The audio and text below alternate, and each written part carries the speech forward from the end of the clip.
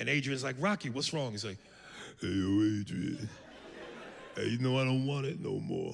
What are you talking about? And when I first got in the ring, I didn't care what happened to me. I didn't care.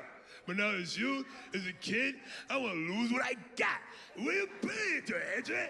I try to bring me down and never bang. Well, from Mad TV to millions of podcast downloads, Aries Spears is a master of impressions and commentary on the world around us, and he's here with us today ahead of his shows this weekend at the Funny Bone in Tampa. So, welcome back to the show. Yo, how you doing? A bit of a regular here. Yeah, I think I'm here every year, and I have been for like the past, I want to say 10 years or more. Yeah. I love it. Okay, well, we started with that impression from Rocky. Does that just kind of come naturally, or how long does it take you to kind of master one of those impressions? You know, I don't ever try to force anything. So as long as I can feel it in my verbal wheelhouse, and it's, you know, part of my instrument, I try to be as organic with it as I can. So it's like singing. People that sing, they have an ear for tone, inflection, cadence, rhythm. So if I can get the key, I get the key. Yeah. Is it something that you did ever since you were like little, that you knew you could impersonate people, or is that something after you became a comedian? Yeah, you know, I kind of like, that's how I kind of started out. Yeah.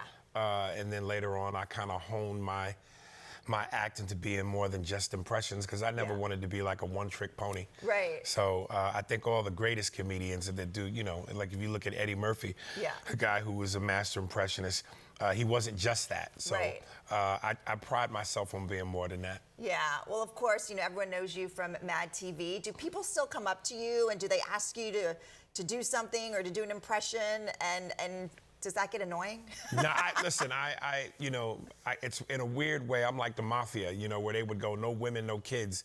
I don't say no to women and kids. Okay, good to know. You know, so if you're a regular dude and you catch me, I might tell you no, but I don't turn down women or kids. Yeah, I love it. Okay, so you do your comedy, but you also do a podcast that is very popular. Tell me about the podcast, what it's called, and what you all talk about. It's called Spears and Steinberg, and we are just like, you know, we don't do any of this political correctness, wokeness. We are straight, raw, uncut, comedic cocaine. Okay. So we go for the jugular. We don't hold back. We're honest. And I think people are starving for that. Yeah, I think so too. Do you kind of use your podcast to get material for your comedy?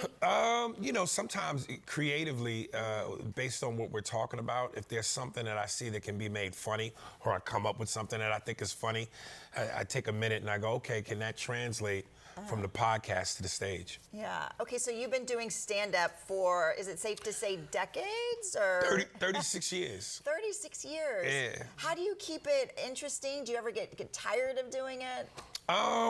You know, listen, every day you turn on the TV, you look at the news, you read a newspaper, there's always something going on in the world around you. So the material kind of writes itself. Yeah.